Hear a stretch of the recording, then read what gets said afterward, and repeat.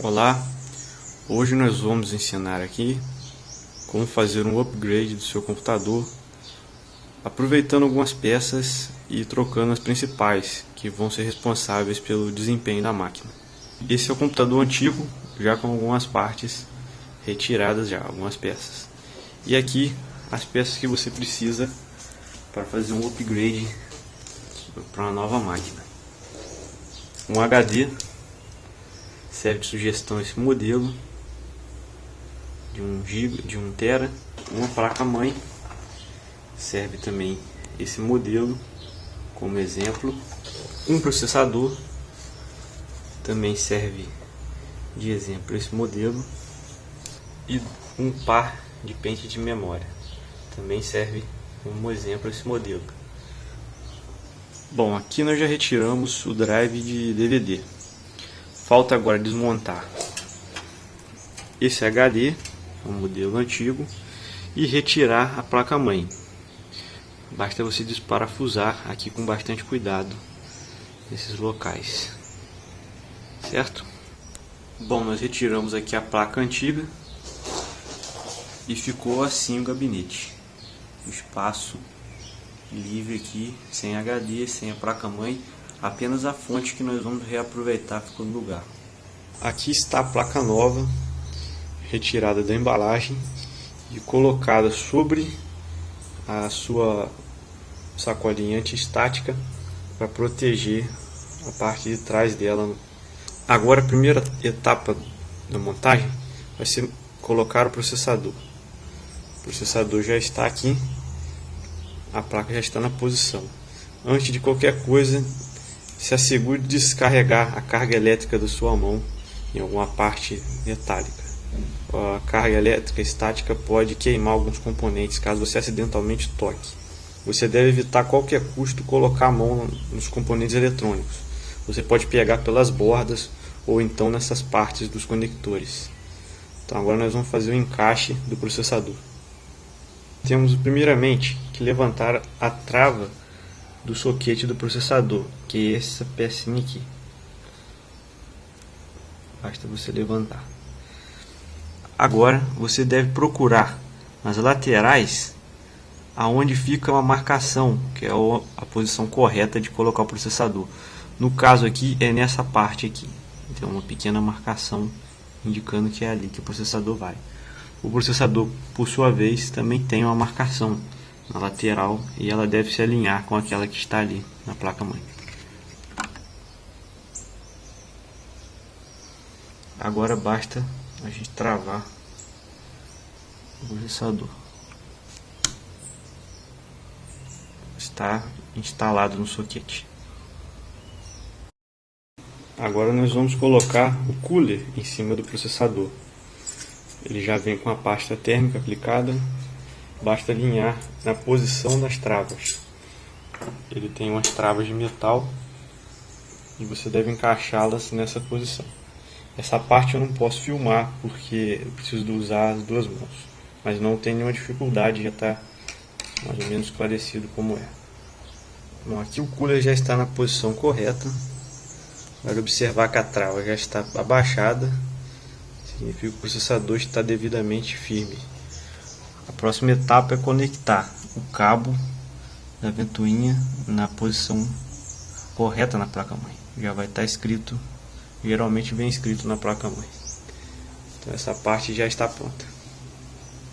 Depois de colocar o processador na placa-mãe, a próxima etapa é acertar os detalhes para parafusar a placa-mãe no gabinete. Você deve ver se os parafusos estão devidamente posicionados conforme os furos da placa-mãe. Esse aqui eu já fiz a conferência antes, estão todos corretos, inclusive são na mesma posição da placa antiga. Nós vamos retirar agora esse espelho e colocar o espelho que veio com a placa, com a sua placa nova, certo? Após a colocação do processador, você pode adiantar a posição mais fácil e colocar os dois pentes de memória que vão nessa posição aqui. Vamos fazer isso agora. Aqui temos um pente de memória na posição para ser colocado. O detalhe que se deve ter cuidado aqui é que os pentes eles têm um pequeno furo no meio. Não é exatamente a metade, é um pouco acima. Você deve achar a orientação correta antes de encaixar. Você pode colocar sem fixar, apenas na posição e verificando se ele está encaixando corretamente. Certo? As travas estão abertas, tanto de um lado quanto do outro. Vai bastar apenas você pressionar um lado e pressionar o outro. Mais uma vez, em relação à memória, basta apenas pressionar um lado, pressionar o outro e verificar se as travas estão fechadas. Feito isso, já estão instaladas e a placa está pronta para ser colocada no gabinete. Aqui nós vemos a orientação correta do espelho. Com uma maneira fácil de identificar a posição é verificar esses furos redondinhos que são as entradas de áudio ou saída de áudio e microfone. Bom, a placa-mãe já está devidamente parafusada e agora sim é uma das partes mais delicadas aqui da montagem e que eu considero a mais difícil. Nós temos que fazer a conexão do gabinete, os botões, a entrada USB frontal, o áudio com a placa-mãe. Isso varia de placa-mãe para placa-mãe, de gabinete para gabinete. Há uma iniciativa de tentar unificar essas conexões, mas como são muitos fabricantes, acaba sendo um pouco difícil. Mas alguns já estão padronizados. Por exemplo, esse é o conector USB da entrada frontal do gabinete. Na placa-mãe você vai encontrar a entrada para ele, a conexão para ele. Veja, F-USB 1. E aqui é do áudio frontal, F-áudio. Basta você conectar. Você vai reparar que ele tem um modo único de conexão, então não tem perigo.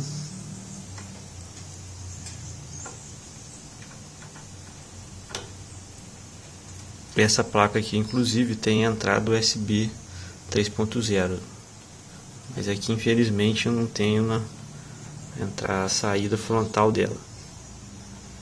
Vamos conectar a parte de áudio, que é esse conector, e vai aqui. Ambas já estão conectadas, firmemente conectadas. Agora sim é a parte que eu considero a mais delicada, que vai ser fazer essas conexões. Como vocês podem ver, o LED do HD, o botão Power, Reset e o LED do computador indicando que ele está ligado. Aqui não tem muito como ajudar, porque isso vai variar de placa para placa. A regra basicamente é: você procurando no manual, você vai encontrar o positivo e o negativo. O positivo vai ser o vermelho, o negativo o branco. Essa vai ser a regra para as conexões aqui. Inclusive no botão de reset também é a mesma coisa. Esse no caso é de ligar. O positivo vai ser o colorido, o branco o negativo. Aqui nessa placa ajuda um pouco, já que ela coloca as cores e o símbolo de positivo. Então aí você faz assim essas conexões antes de mais nada, que enquanto o gabinete está com o espaço bem liberado. Com a ajuda do manual eu fiz as conexões entre o gabinete e a placa-mãe, o áudio e o USB frontal. Usando o manual eu tive uma ajuda, onde aqui tem a representação exatamente de onde cada um vai. Detalhe aqui, e é importantíssimo, sem o manual é impossível você fazer essa montagem. Então é importante você guardar o manual. Esse é o manual da placa-mãe. Aqui tem as representações onde cada um vai, inclusive com se é positivo ou negativo, certo? O HD está devidamente colocado, foi colocado na parte mais baixa para poder facilitar um pouco a passagem dos cabos. Agora já é uma parte aqui importante, vai ser a conexão elétrica da fonte com a placa-mãe. É importante você verificar a posição correta da conexão. Aqui na conexão elétrica entre a fonte, o cabo principal da fonte e o conector elétrico da placa-mãe, esse branco aqui, é importante você observar que algumas fontes elas vêm com essa parte separada. Para não ter perigo na orientação, ela vem com a indicação para você saber exatamente onde que elas se conectam. As duas setas tem que apontar uma para a outra e a única forma de encaixar corretamente vai ser essa.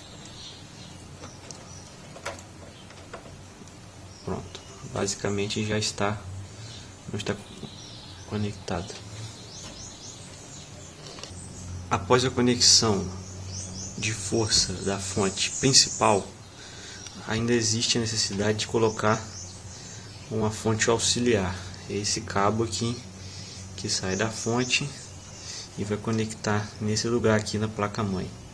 Algumas outras placas-mães ficam um pouco aqui para baixo, outras ficam aqui nessa posição. Quase sempre é nessa região aqui que eu mostrei para vocês que fica o conector de entrada auxiliar de energia. Esse aqui é o resultado final da nossa montagem, upgrade do computador. O cabo SATA foi conectado aqui, a entrada dele aqui na placa-mãe é nessa parte azul, como vocês podem ver.